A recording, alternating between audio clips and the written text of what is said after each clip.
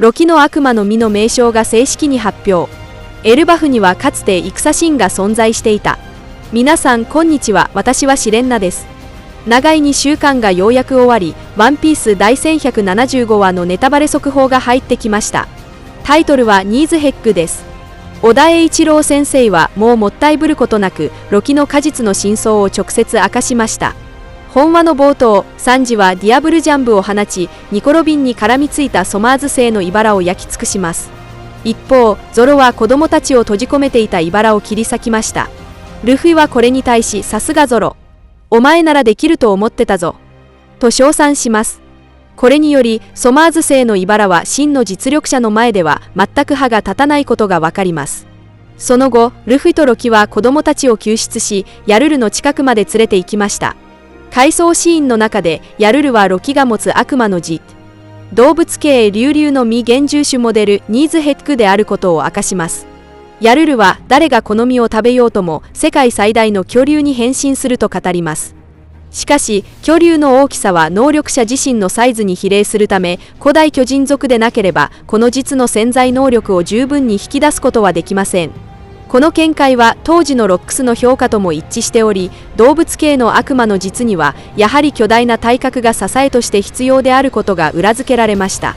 ヤルルはさらに付け加え、エルバフの歴史上かつてある戦神がニーズヘックの実を食べ、ラグニルと呼ばれる武器を手に太陽神と交戦したことがあると語ります。伝説によると、この戦神のそばには忠実な側近である氷のリスラタトスクが付き従っていたと言われています。この手がかりにより、これまでの伏線と呼応することになりました。リスのラグニルの本当の主は先代のニーズヘックの能力者だったのです。戦神が倒れた後、ラタトスクはこの実を食べる資格のある新しい主人が現れるのをずっと待っていました。ここから推測すると、以前の氷結した骸骨の技も氷のリスの力に由来するものだと思われます。現在の戦いにおいて、ルフィはソマーズ星を相手にギア5の新たな技、ゴムゴムの白い雷神銃を使用しました。彼は巨大な拳でソマーズ星の全身を激しく殴りつけ、強烈な電撃を放って敵に大打撃を与えました。それと同時に、ロキはその雷の力で悪夢の怪物たちの大部分を打ち破り、神の騎士団も長時間の死闘の末に彼によって瞬く間に全滅させられました。一方、聖地マリージョアにいるイムはロキの出現に対して反応を示しました。イムはそうか、ニーズヘック。お前はずっとエルバフにいたのか。と言いました。このことからイムはニカに加えてニーズヘックをもずっと探していたようです。現在のところ、イムにとって脅威となりうるものはまさにこの2つの悪魔の実であると言えるでしょう。青い髪を持つ軍子から同じく青い髪のビビ王女、さらには800年前の青い髪だった可能性が高いリリ女王まで、世界の王イムの目的は単にある王女の体を奪うことだけにとどまらず、そのターゲットの範囲はさらに絞り込まれているようです。つまりターゲットは青い髪を持つ王女でなければならないのです。こうなると、海の向こうにいるバギーを思い出さずにはいられません。この基準に従えば、青い髪を持つ彼も条件に当てはまることになり、彼がこのために危機に陥るのではないかという滑稽な想像さえしてしまいます。さらに、少し前に登場したロックスも、公式で髪の色が青と白のツートンカラーであることが確認されました。最近、青い髪という要素が登場する頻度は確かに異常に高くなっています。注目すべきは、かつてロックスがゴッドバレーでイムと対峙した際、次女としての軍子もその場にいたということです。もし当時、イムの器も青い髪だったとすれば、その場には同時に3人の青い髪のキャラクターが存在していたことになります。これは、伝説のオールブルーが実は全員青い髪を暗喩していることを意味するのでしょうか。ワンピースの現在の最新ストーリーでは、軍子の正体が明らかになり始めています。当初、読者の間ではエルバフ編はウソップの見せ場になると広く考えられていましたが、彼がまだ力を蓄えている間に、ブルックが思いがけず多くの革新的な出番を得ることになりました。ブルックと軍子の物語は、現在ではかなり明確なバージョンとして整理されており、これらすべてはある遠い過去の伏線によってつながっています。2008年1月の漫画連載第489話、つまりブルックが正式に麦わらの一味に加入した際、彼は自己紹介で海賊になる前はある国の護衛戦団団長を務めていたと語っていました。一見何気ないこのセリフはその後数百話にわたる連載の中で二度と言及されることはありませんでしたが、イムの秘密が明らかになり始めたことでようやくその重要性が浮かび上がってきました。グンコの本名は首里姫で、本来は西の海のある王国の王女でした。彼女の父王こそがブルックの恩人であり、ブルックはその恩に報いるために王国の護衛戦団に加入したのです。時系列から推測すると、当時約20歳だったブルックは護衛戦団20年以上在籍しており、首里姫の成長をその目で見守ってきました。そして首里姫は幼い頃からブルックの音楽を愛していました。この好みは彼女が記憶を消された後でさえ変わることはありませんでした。首里姫は生まれつきの夫愛や青い髪などの特徴に加え、王族という身分であったため、ついにイムの目に留まってしまいました。今から56年前、つまりロックスが乱入したあの世界会議の期間中、約20歳の首里姫は父と共にマリージョアでの会議に参加し、ブルックも護衛戦団団長として同行していました。その期間中、五老星と神の騎士団は彼女を天龍神に招くという名目で首里姫を強引に連れ去ろうとしました。この理不尽な要求に対し国王とブルックは激しく抵抗しました。これがブルックが神の騎士団を知っている理由、つまり彼がかつて彼らと交戦したことがあるという伏線の説明になります。しかし生身の人間が神の騎士団に対抗できるはずもありません。イムと五老星は極めて悪辣な手段を取り、首里姫に強制的に1000回契約を結ばせました。聖地の範囲内では首里姫はイムの意思に逆らうことができません。イムは意識がはっきりしている首里姫を操り、自らの手で父親を殺させました。これこそが首里姫の記憶の奥底にある父を呼び叫ぶあのシーンであり、ブルックやその場にいた他の王族たちはこの惨劇を目の当たりにしたのです。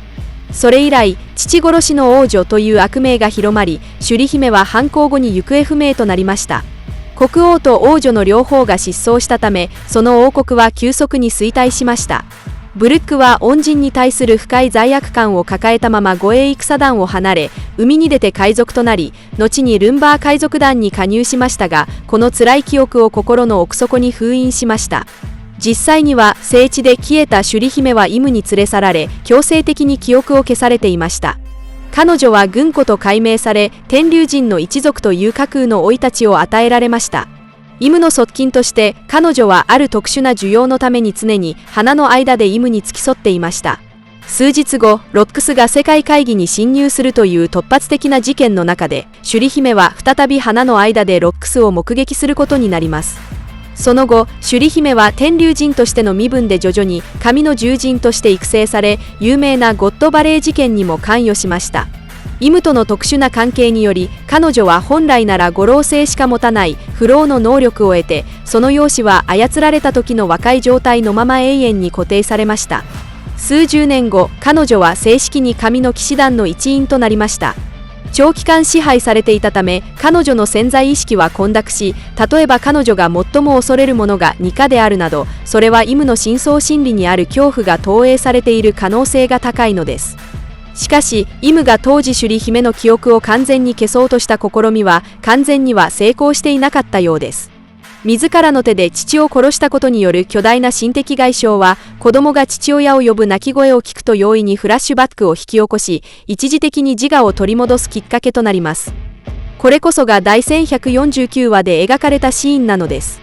以上が首里姫の未成に関する比較的完全な推論です。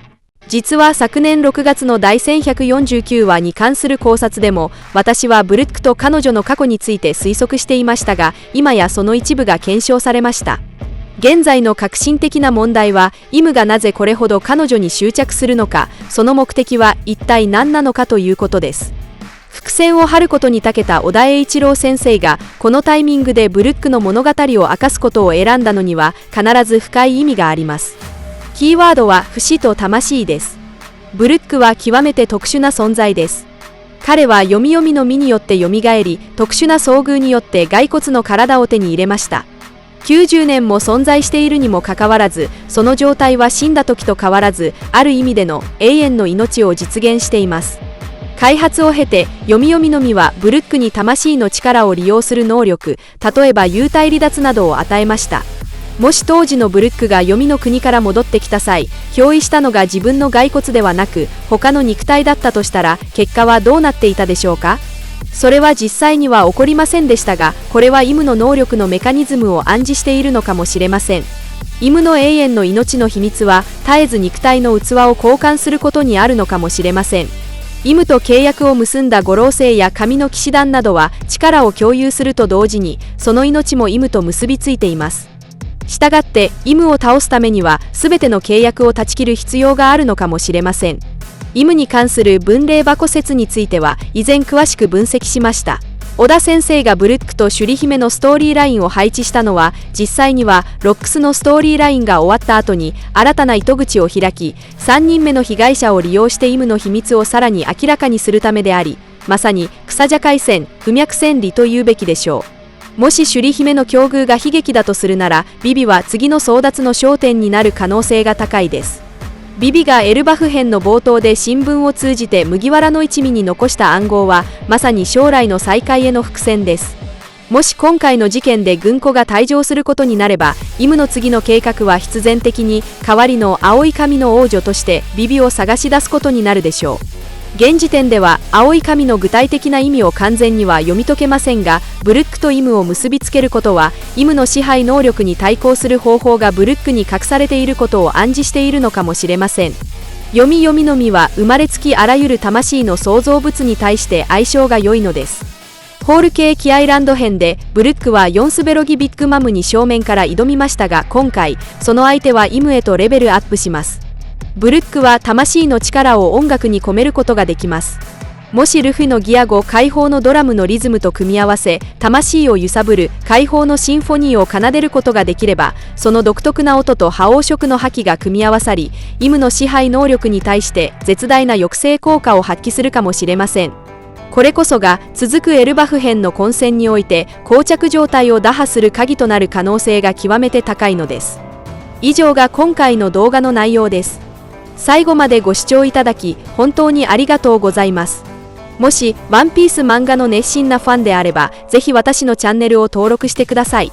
皆さんの応援が私の動画制作の最大の原動力です。それではまた次回をお会いしましょう。